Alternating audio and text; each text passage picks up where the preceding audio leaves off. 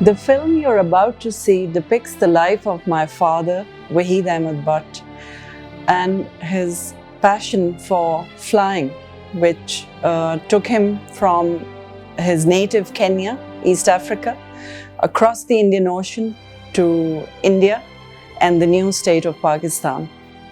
50 years prior to my father's arrival in Pakistan, his grandfather, my great-grandfather, Haji Munshi Ghulam Haider Butt, made the journey in the opposite direction. He left India via Bhattigate and went to East Africa. Shortly after his arrival, he joined the Pakistan Air Force and was selected to be sent to the Royal Air Force Academy's training center at Cranwell, UK, where he got his flying wings. Upon return to Pakistan, he had a most distinguished career in the Pakistan Air Force and he rose to be an Air Commodore. Now, our cousin Billy will tell you his story.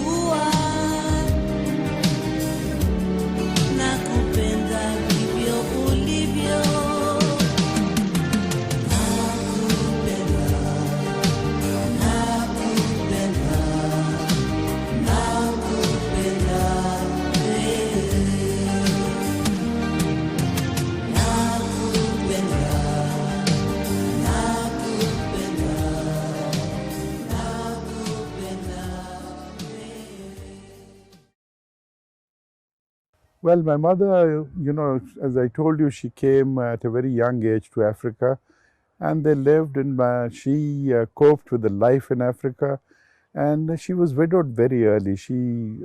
My father died in 1930, and so she was about 28 years old then. And I was very attached to my mother. Hang on a second, she was 28. Yes. When you were born, that means that she had a lot of children at a very Yes, young age, didn't she? yes. Let's count them now. Aslam was the first of the children, and after that, followed by Sophia, After Sophia, there was a child who died perhaps in infancy. And then, of course, it was your father, Mahmood, followed by Said and Rashid, and finally myself. And I was born in 1930, and I was a posthumous child. I was born 2 months after the death of my father. Okay, now we're in Nairobi, and your parents are living in Nairobi, and you're all going to school there. Tell me a little bit about your mother. What kind of woman was she? Well, let me tell you that my mother was, as I said, she was widowed very early, and she had to cope with life with 6 children. And my father was doing quite well in his business. He had a business of real estate development, and he also was partner in a small coffee estate at Committee just outside Nairobi, maybe about 10 or 15 miles outside Nairobi. And he was doing quite well. His partner was a Jewish gentleman named Mr. Hartz.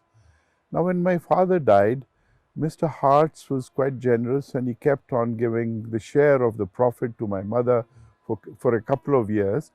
And those were the times of the Great Depression. And apparently the business came to an end, and so he had to stop giving the stipend or the money that he used to give to my mother in 1932. Now, in 1932, obviously she still had these children, and she had to face the world. So she was an educated person, and she got a job as a teacher in a government school. And thereafter she was teaching for about a year before she died in 1943. And how old was she when she died?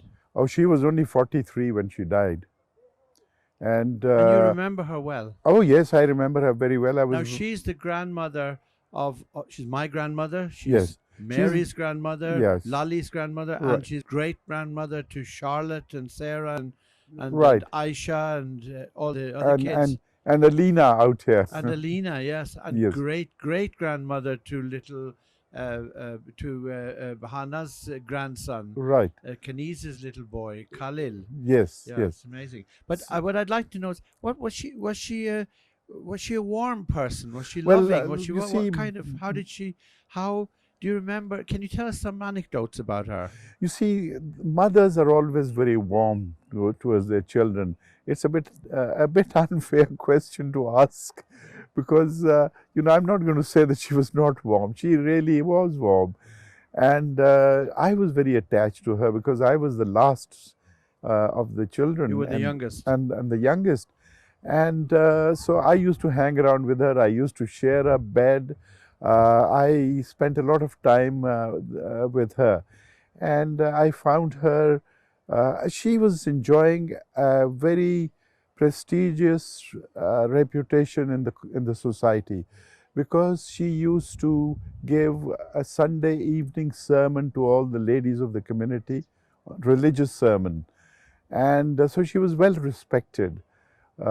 She dressed very well. She was young, but to me she looked pretty old, because You were very young. yes, she looked old, but she was only while she survived those years when I was there, from 28 years of age till about 43, Okay. and she was pretty young then. But what are your memories of East Africa as growing up? What were your interests at the time? Did you play sports, or what did you do in your free time? Like a very healthy outdoor kid, I was very interested in sports. I played practically every game. I would not say that I excelled in all those games, but I played hockey, I played football, I played cricket, I played volleyball, and I was, for 3 consecutive years, I was fast cycling champion of the school. So that was my outdoor activity. When you were in your teens, this was when all the political stuff was going on in India, It was prior to partition. How did that affect people in East Africa? Because there were Hindus and Muslims. Can you give us a little bit of background there? Well, I can give you an example. For instance, if you meet any overseas Pakistani today, his heart beats with Pakistan. He wants to know what's going on in Pakistan. And they also can come and go.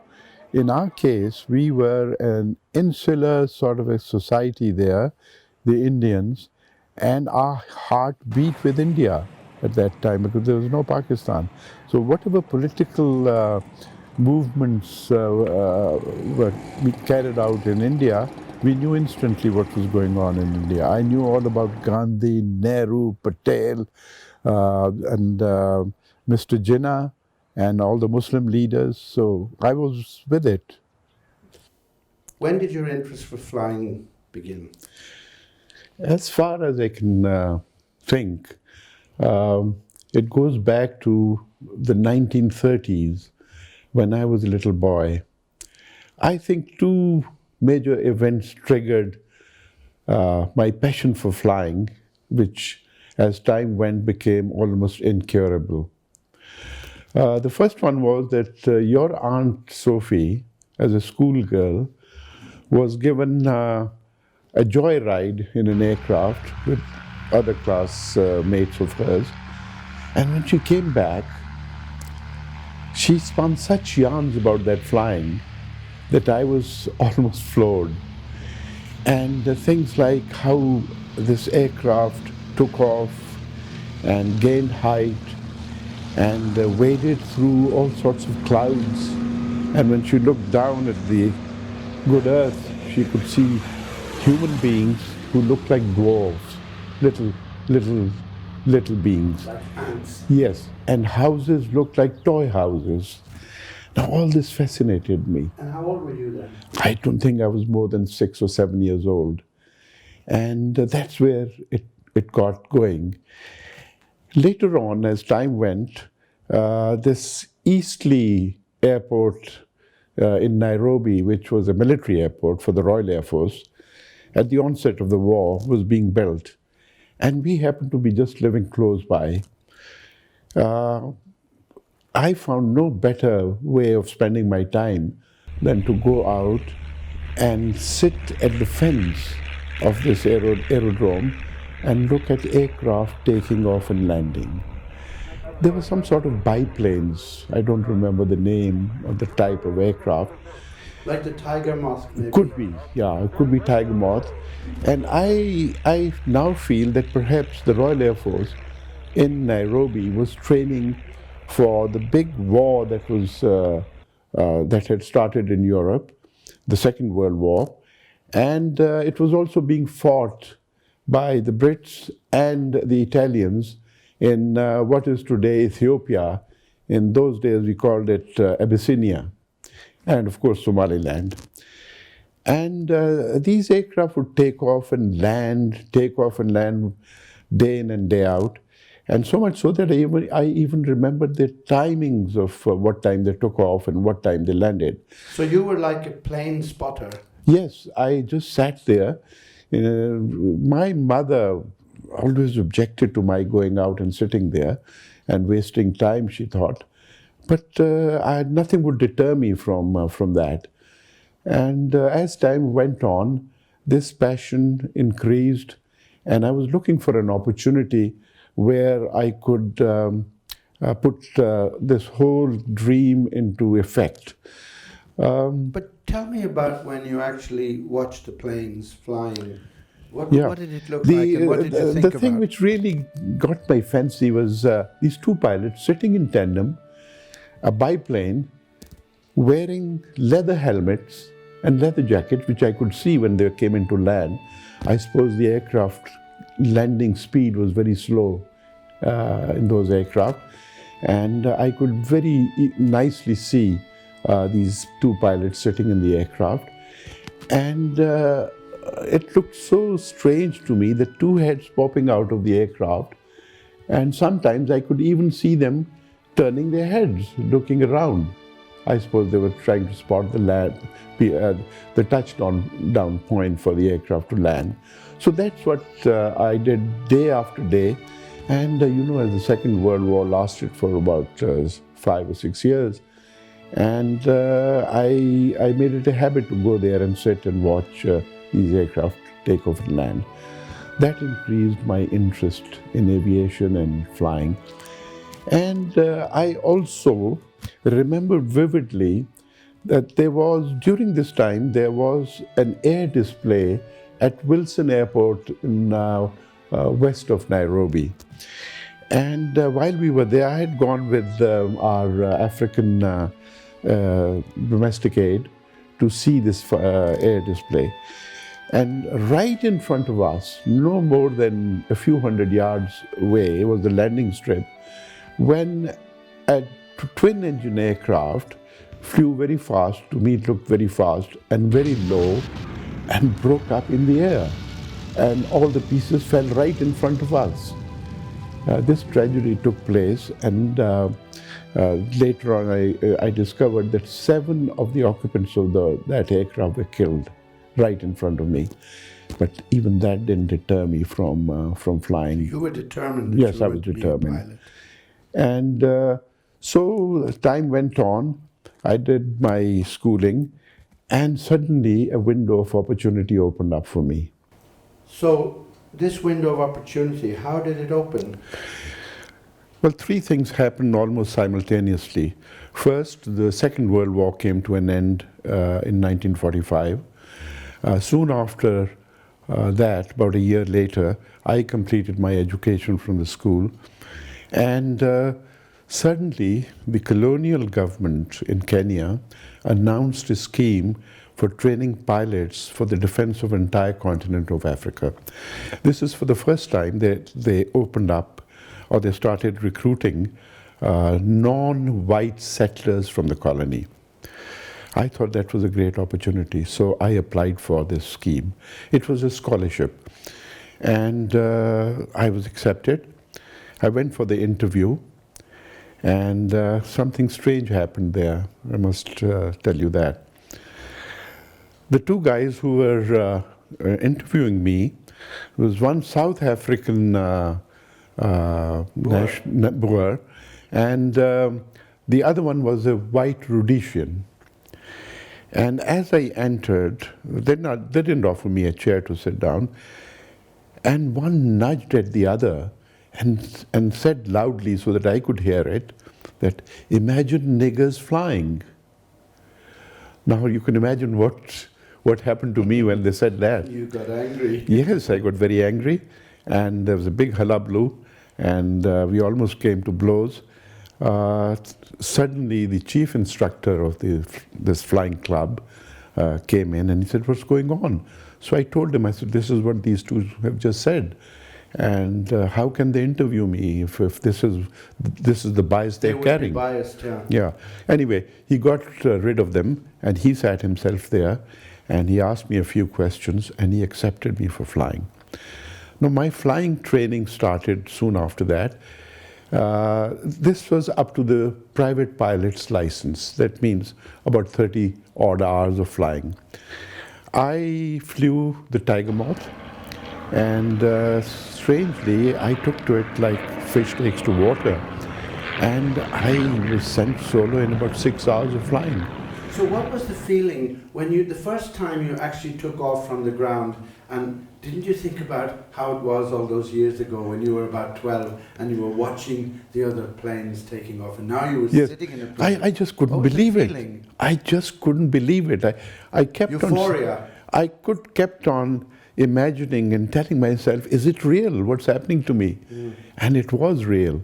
So, as I said, that I did my solo, and I did my flying training. In fact, it came in the newspapers, and it said that first Asian to qualify as a private pilot, and he sailed through with flying colors. And everyone was absolutely euphoric So you were about. like a sort of a celebrity. I had become a little hero in Nairobi amongst the Asian kids. The Asian community. Yes. So that's how it started. Then you got a letter. Or, Yeah. No, then you went to the library, didn't you? No, I'll tell you what happened. I was looking for an opportunity so that I can get into flying. And there was a Royal Air Force recruiting office there. So I went there and knocked at their door. The flight lieutenant sitting there was very kind and he was very nice to me. But he regretted, he said, I'm sorry, I cannot recruit you. He said, I'm sorry, you're a nice, smart young man, but we can't take you. I said, why can't you take me? He says, but you're not white. I said, I'm as white as you are, because he was weather beaten, you know. And he said, well, I'm sorry, I don't make the rules. These are the colonial rules, and you'll have to go to England if you want to join the Royal Air Force. I was disgusted, I was very unhappy. I came out and saw a big board there which said, Desai Memorial Library. So I said, let me go and, you know, read some newspapers. I went in there and I was browsing through old newspapers. Mind you, there was no flying service in those days. It was all by sea. The newspapers that I got were already 3 or 4 months old. As I was going through those newspapers, there was one copy of The Dawn, published in Karachi. I opened it, and to my good luck, there was a little advertisement which said pilots needed for the Pakistan Air Force. And my goodness, I said, that's it, Abbas. So this is it.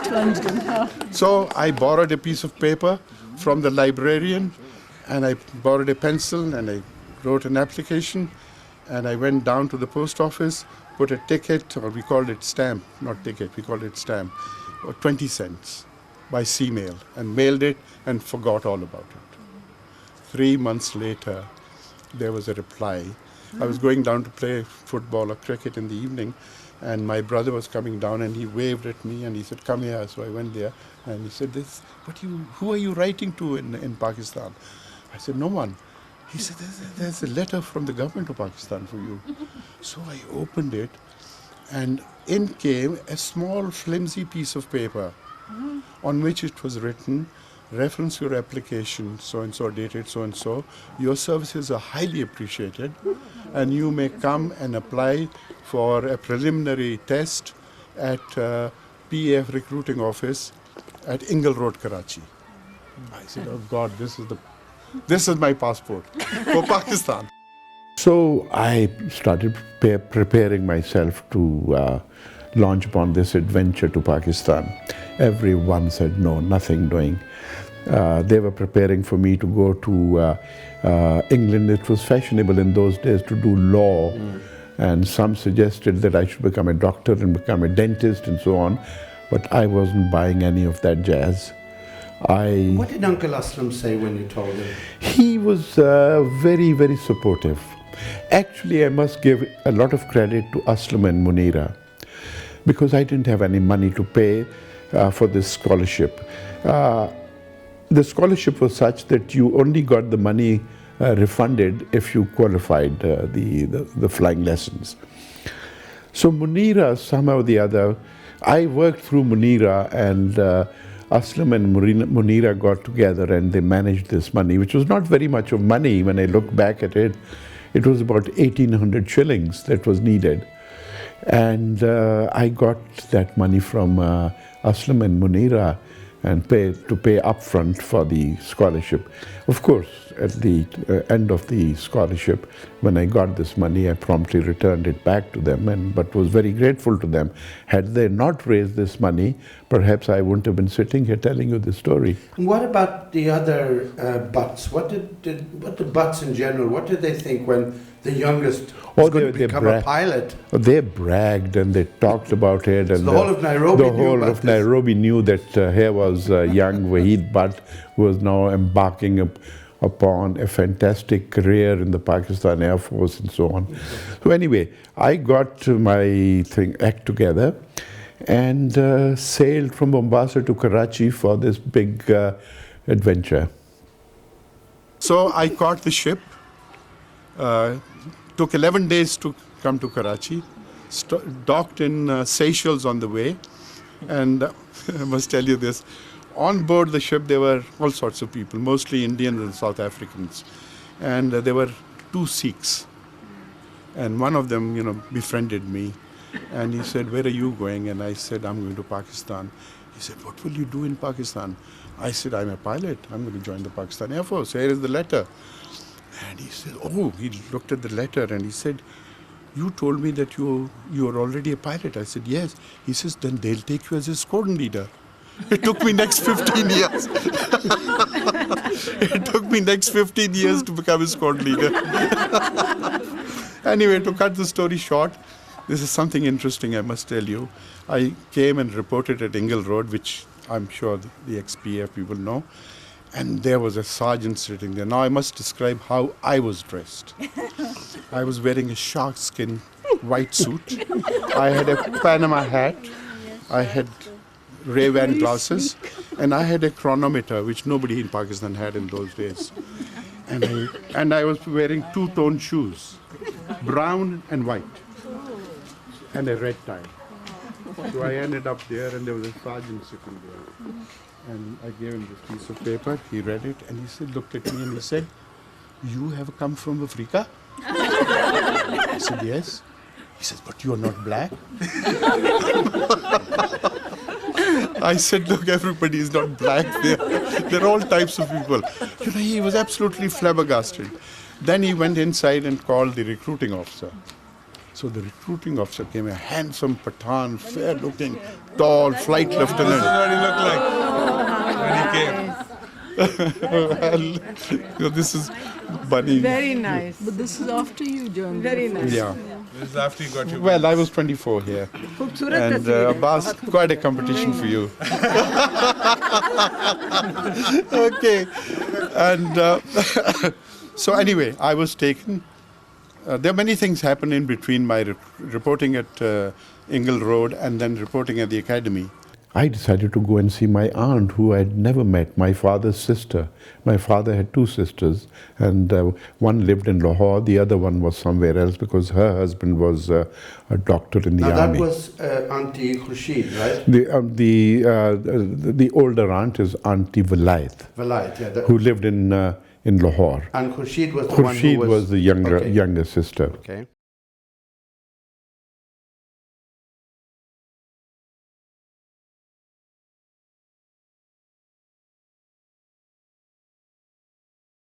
So I decided to go to Lahore, and I arrived in Lahore. The city fascinated me. It was very clean, it was very neat, it was very cosmopolitan. And So it wasn't like it is today with the chaos? No, not at all. It was very orderly, it looked very green. In fact, it reminded me of Nairobi in a way. And what is it like today? Today it's a cesspool. It has really expanded beyond imagination. It is a city of nearly 15 million people. When I arrived there, I don't think there were more than 1.5 million. There was this walled city, which was about 1 square mile, and with about 13 gates. And one of the gates was Bhattigate, from where the whole thing emerged for us. My grandfather, Haji Munshi Ghulam Haider Butt, embarked on his African adventure from Bhattigate.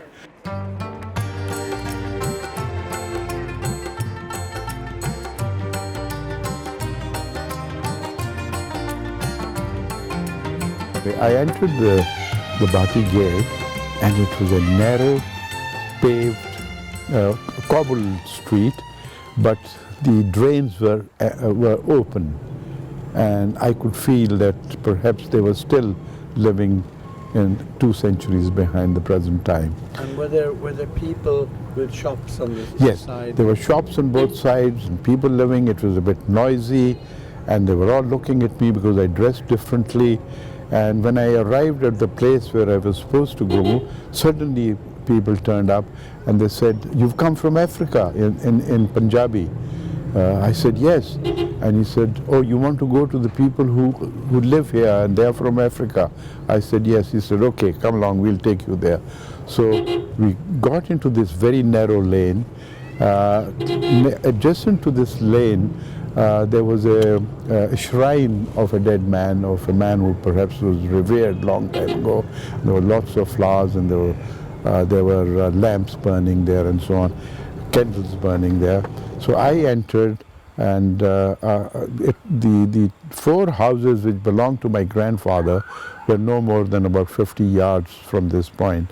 And as I got there, I pressed the bell, and someone looked out from the upper floor and looked down like this, and that was my aunt, and she yelled in Punjabi, "Oh, this is my brother's son, has come from Africa, this is Waheed." Spread this stuff here. I think there's been either some function or something. But this lane ends here. So this was also one of the houses, possibly.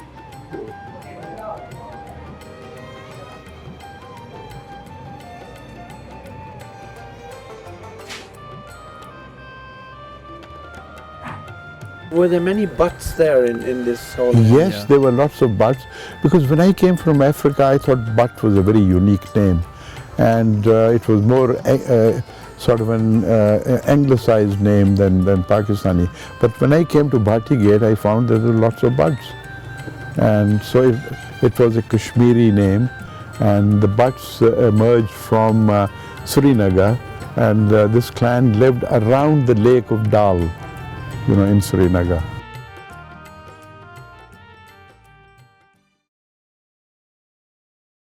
I had very little idea of what's going to happen in the Air Force.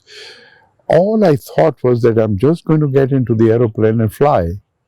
That was your main... That was my thinking, that this is what an Air Force is all about. It was only once I joined, I found that it was more than that. There was a lot of education involved. You had to study some new subjects, aerodynamics, thermodynamics, meteorology, and so on and so forth. So when I ended up at Risalpur, which is the PAF Academy, this was the 30th of June 1949, I immediately, I stood out because they all were fascinated to know that I'm from Africa. And, I befriended a lot of cadets there, so on. And then, of course, we went through the training process. And what planes did you fly there? The training aircraft, we started off with Tiger Moth, and then I flew an American aircraft known as Harvard T6G was the So tell us about the Tiger Moth. Okay, the Tiger Moth, of course, is a biplane. This is the aircraft which I had already flown in Nairobi. And so I had a little edge over the other cadets. But then I also topped in these various examinations that were held to select two chaps to go to the Royal Air Force College, Cranwell, from Pakistan on secondment for training. And I was immediately selected for that. Well, training at Cranwell was divided into four aspects. There was, of course, flying and ground subjects, and drill and parade and PTs and sports, all that inclusive.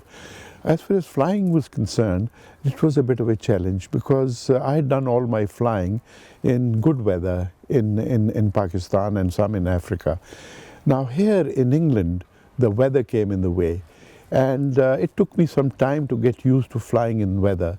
Although there was the whole training was such that they prepared you to face the bad weather that prevailed all the time in England. So that was a big challenge for me. When you went to Cranwell, what was it about you that made the PAF send you there? Because it was quite an expensive place to send a young cadet. Why were you the one chosen to go? Well, you see, when the government of Pakistan decided to send a couple of top cadets of an entry from Risalpur to Royal Air Force College, Cranwell, for training, and I just stood out because I was tops in my academic subjects, And I had a previous flying experience. And so I must have scored a little more than the other boys in my batch. And so that's why I was sent to Cranwell. So when you say you had flying experience, did that give you some kind of advantage? Well, I do believe that most of the cadets who joined in my batch, very few of them had previous flying experience. And I was one of them who was holding a commercial pilot's license. So the authorities at Risalpur must have decided that I'm a sure shot, I'll make the flying grade at Cranwell. I'm not likely to fail the flying grade. So I think that's why they sent me there. Now, how was it when you arrived in England? Okay, when I arrived in England, obviously, number one, to be frank with you, very charged colonial background, roughed out by the white Englishmen, and roughed out in the sense that... Did you feel like a second-class citizen? I went there as a second class, thinking that I'm a second class citizen. But when I arrived there, the world was different. The Englishman was not the same colonial How was the Englishman. Englishman? They were very nice, they were extremely cordial, and they, in fact, reminded me more than once that I have to throw that baggage. I am one of them. I'll get the best training that they can give, as good as any of the other English cadets. So we were two in my batch. I joined the 59th entry after the war at the Royal Air Force College, Cranwell. And what kind of people were in your group? What kind of guys did you train with? You mean the cadets? Yeah. The cadets were all upper class, class-ridden society. They were all, first of all, mostly from public schools. Harrow, Eton, Charterhouse, you name it. Did you feel that you were amongst a bunch of snobs? Elite. But were they not snobbish towards you? They, strangely, very affectionately, they used to refer to me as a wog. And so Westernized Oriental gentleman. They used to say, Westernized Oriental gentleman. So I corrected them. I said, no, you must call me worthy Oriental gentleman and not Westernized. So when you were at Cranwell then, yeah. How did you fare up compared to the English guys when it came to flying, aerodynamics, and that stuff? Let me tell you that there is, in the beginning, there was an entry test, and that was to grade us, because some people are poor in science, some people are poor in humanities, so there were 3 sections, A, B, and C. Those who did not need much tuition were in A, and the middle order were in B, and those who needed more tuition were in C. And where were you? No, the 2 of us who were top, absolute top in Risalpur, so when the result was put on the board, so we started looking at the top, that our names would be somewhere, 5th or 6th or 7th or 10th maybe. But we found the 2 of us right at the bottom. and we looked at each other and we said, this is going to be difficult. So immediately one of the directing staff was standing there and he said, don't worry, this is only grading. We find that you guys are very good in humanities. You're doing very well in history and geography and English and all that, but you're slightly weak in sciences. So we're going to put you in the lower grade so that you can get more tuition and you come up. And within first 3 or 4 months, you'll be all right. Did you ever go home to any of the English guys' homes? Oh yes, I visited. I had immediately made friends. There was then a cadet named Tony Neal. There was a chap named Armstrong, and there's so many. Louis. There were Weaver. These are all my friends, and they always ask me over for the weekend to go to visit their family. Did they ever have any any opinions about India being independent and partition and all that? What was the general British upper classes attitude towards India? Well, they knew India, they knew that Pakistan had come into being, but strangely, their interest was restricted and focused on local affairs. Everyone read newspapers, but only news about their county and about their little world that they lived in. They knew very little about India as such. And I don't think any one of them had been to India. While at Cranwell, 2 or 3 things happened. For instance, King George VI died, and his funeral was held. And were you in the parade? Yes, I was. I went for the funeral to London, and then, of course, the Princess Elizabeth was made Queen Elizabeth II. And I also had the honor and privilege of attending her coronation, for which I got a medal. And so I graduated from Cranwell in 1953, July 53, and I came back to Pakistan. Back in Pakistan, I had to do a course on fighter conversion and piston engine aircraft, a very vintage aircraft known as the Tempest. There was a batch of Pakistani officers with whom I joined them, and we did this course together. I topped the course, and I also got the aerobatics trophy while doing this course. So that was quite a thing for me. In 1954, I joined the squadron, number 5 fighter bomber squadron of the Pakistan Air Force, and then I started my regular flying there. Of course, things were different in Pakistan compared to the way it was in England. But it didn't take me long to get back into Pakistan and into the life the way it was being conducted in the Pakistan Air Force. There was one setback that suddenly cropped up, and that was that the doctors found that I had trachoma. So I was grounded for a whole year. And now I was into the decade of the 20s. I was 23 years old. Came back and did whatever they do in the Air Force.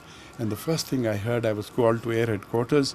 And this was now a little later than 1956 or so. But before that, they grounded me because I had trachoma in my eyes.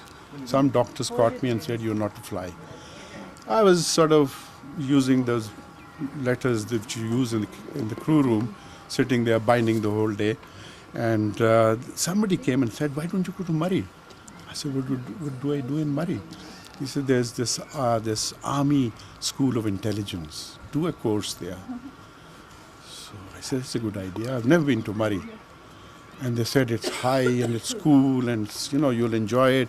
And Murray there's the 3 dance halls there, and you'll have fun. I said, okay. So I went there. I went to call the air secretary, and he said, "All right, go." So I ended up there. Now, once I arrived there, there were these pongos, and I said, "Oh God, what am I going to do with them?" And they said, "You've come to attend this course, not to." I said, "Where is the fun?" And they tell me that Murray, there's a lot of fun. And they said, "Okay, it's 4 miles walk from the school. And Sam's is the place where you should go." So I ended up in Sam's, and who do I see there? This young lady. I looked around and I saw there was one of those smashing girls sitting there. As I entered the restaurant, I saw these 3 ladies sitting there. One of them was acquainted with me, and she was a German lady. And while I was talking to her, I saw that there was a live band playing in the background in the restaurant. And this young lady out of the 3 was actually your Aunt Rihanna. And she was absolutely stunning. She looked so beautiful, and I was captivated. And she was looking for asking the band to play a particular tune. And you were looking for an excuse to get to her? Yes, I was. And here was an opportunity for me to ask her that if I could help her give this request to the band. And she gave me a piece of paper on which the tune that she wanted the band to play was written. And it was exactly the same tune which I had already asked the band to play. And you know what this tune was? My Flaming Heart by Nat King Cole. Burn low, my flaming heart. A night like this could be the end or the start.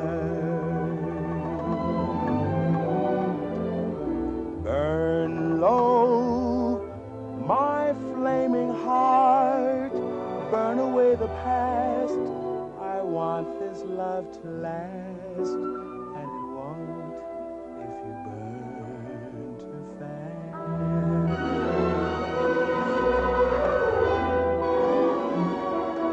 I'm here with the one I used to dream of, and more than she knows, I want her so.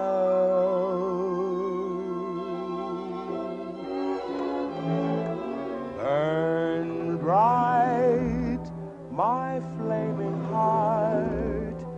I need your light, but when I hold her tight, my flaming heart burns slow.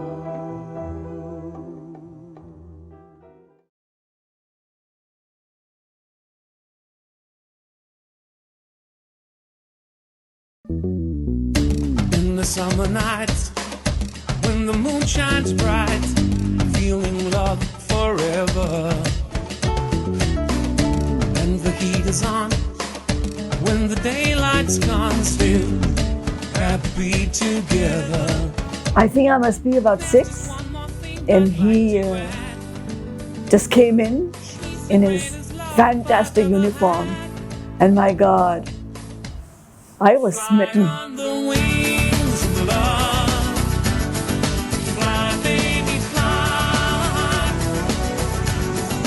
reaching the stars above, touching the sky. And as time goes by, The driver used to pick us up from school, and we used to insist that we find out that when my dad was going to fly at that time, and we would like to go and see him take off. And I still remember we were right at the edge of the end of the runway, and my dad with a couple of other pilots took off in these F-86 Sabres, and I still remember him looking towards the left where me and my sister were sitting on the bonnet of our car, and he kind of thumbs up. That was the notion, the gesture he showed, and we waved like hell, you know, that, you know, there's Papa going.